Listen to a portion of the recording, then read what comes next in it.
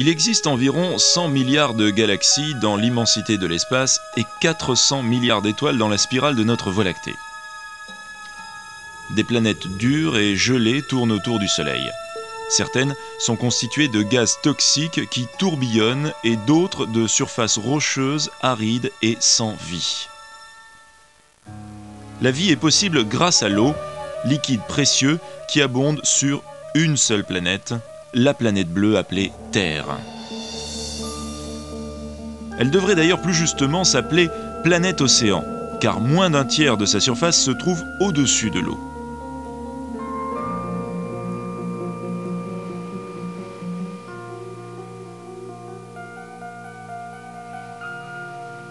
Ignition sequence started, all engines are started. We have ignition, 2, 1, 0, we have a liftoff. La nuit s'éclaire alors que la navette spatiale Challenger s'élève du Cap Canaveral en Floride. Dans quelques minutes, elle sera très haut au-dessus de notre planète, naviguant dans les océans de l'espace. Challenger emmène des chercheurs vers son orbite autour de la Terre, dans une ère de découverte sans précédent.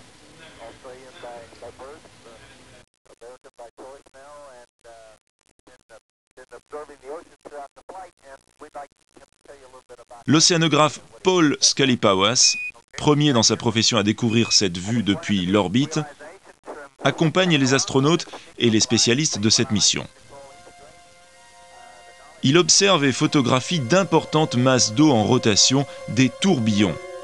Ces masses d'eau apparaissent sous la lumière rasante du Soleil en filigrane dorée à la surface de l'océan lorsqu'on les observe depuis une altitude de 300 km. Ces tourbillons sont généralement situés près des grands courants. Ces spirales d'eau au large dans les océans ont été découvertes récemment et ce phénomène n'est pas encore complètement expliqué.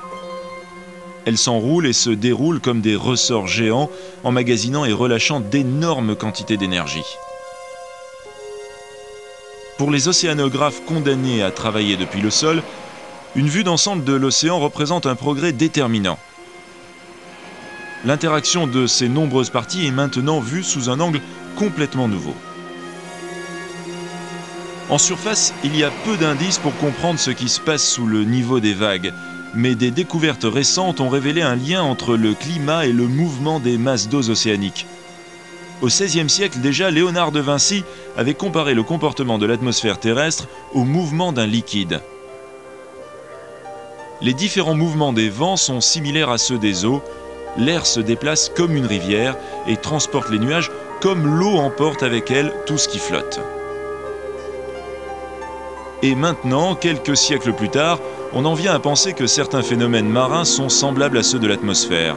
Certaines théories décrivent des tourmentes liquides grandes comme des ouragans et des trombes marines tourbillonnant dans les profondeurs.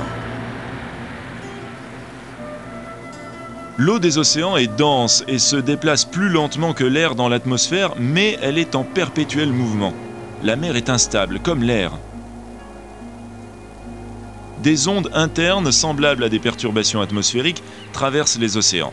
Des tempêtes et des ouragans affouillent le fond des océans. Un tourbillon en rotation dans la mer ressemble étrangement à un ouragan dans l'atmosphère.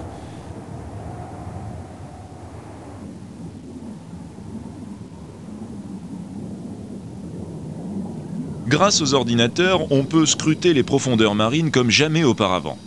Un monde plus turbulent et mobile que nous ne l'avions imaginé jusque-là se révèle à nos yeux.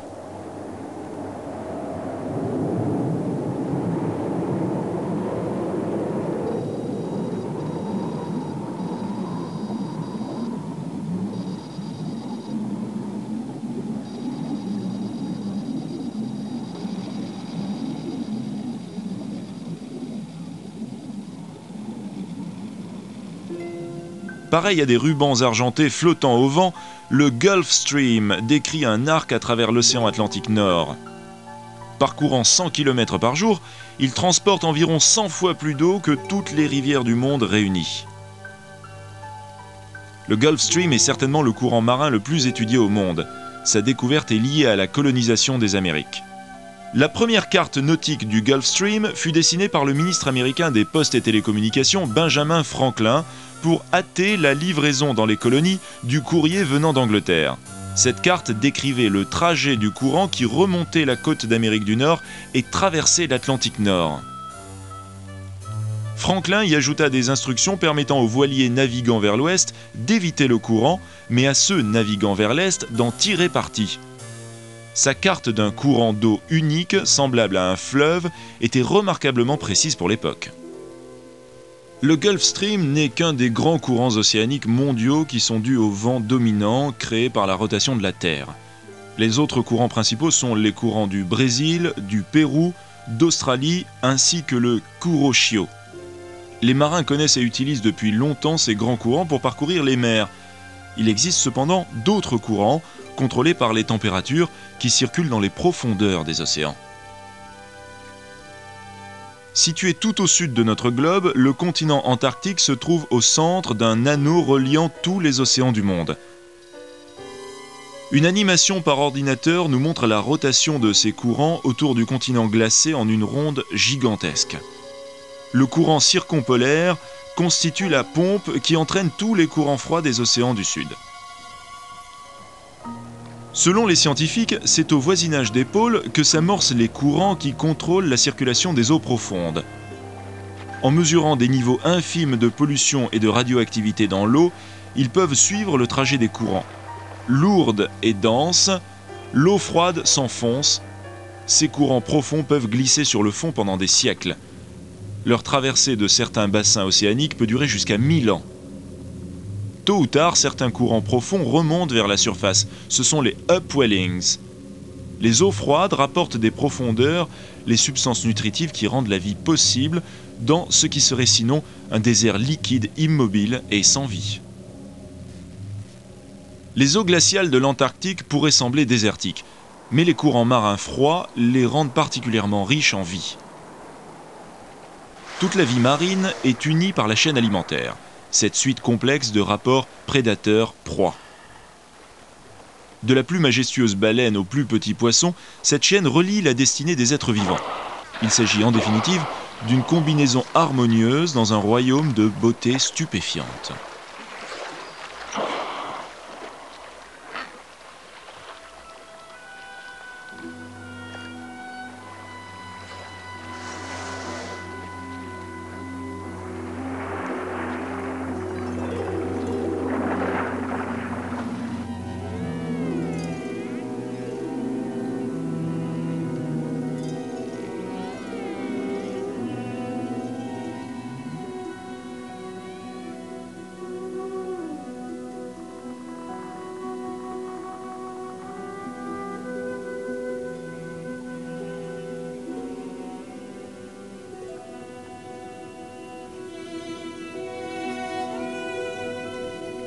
Située à la base de la chaîne alimentaire, mais essentielle pour la survie de tous les êtres vivants, se trouvent des plantes invisibles à l'œil nu, le plancton.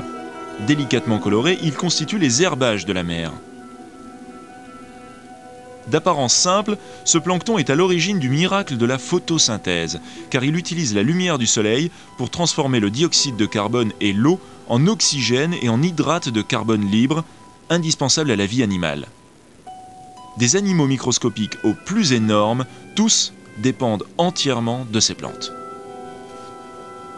Grâce à la technologie la plus moderne, ce minuscule plancton n'est plus étudié à travers un microscope, mais depuis des satellites en orbite dans l'espace. En mesurant les quantités de chlorophylle, des détecteurs évaluent en fait la quantité de plancton présent dans l'eau.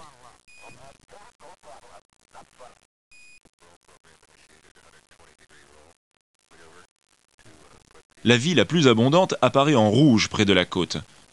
Au large, la couleur bleue indique que le plancton est plus rare. Au sud du Gulf Stream se trouve un cercle froid, une petite spirale jaune de vie capturée dans un désert d'eau bleue et chaude. Au nord du Gulf Stream, c'est le contraire. Le centre d'un cercle chaud contient un minimum de vie. Grâce aux satellites et aux ordinateurs, une carte des courants et de la vie qui leur est attachée a été mise au point. Victor Hugo a écrit « Le sinistre océan jette son noir sanglot ». Aujourd'hui, nous connaissons mieux ces eaux sombres qui s'étendent au-delà des terres. Nous pouvons déchiffrer les marques de vie inscrites dans les océans de cette planète bleue.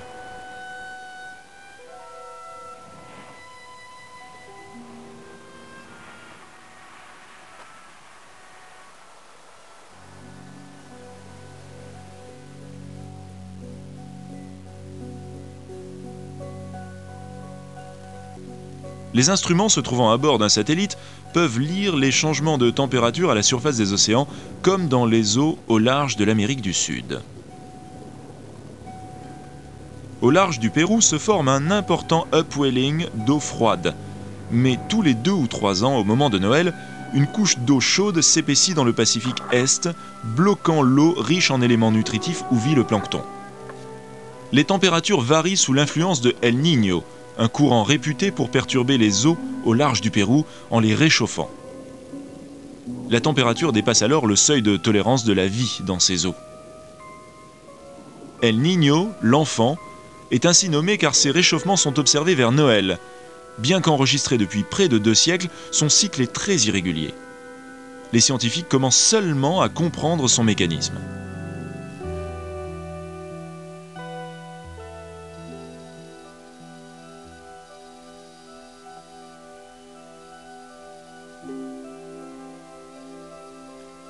Cette perturbation dramatique se reflète dans l'atmosphère. Des photos satellitaires prises au-dessus du Pacifique montrent le bouleversement de la formation nuageuse classique des vents alizés. Les scientifiques ont compris que ces fluctuations sont beaucoup plus importantes qu'une simple tendance au réchauffement au large de l'Amérique du Sud. Ils relient ces variations cycliques dans l'océan Pacifique Sud aux moussons d'Asie et au bouleversement des conditions météorologiques sur près de 70% de notre planète. L'écoulement incessant des eaux marines et celui des vents de l'atmosphère terrestre sont associés.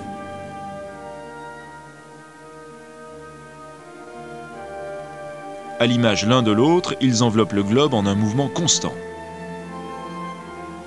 La science a enfin commencé à décrire la Terre comme la planète bleue, perspective nouvelle qui nous incite à redécouvrir les mers.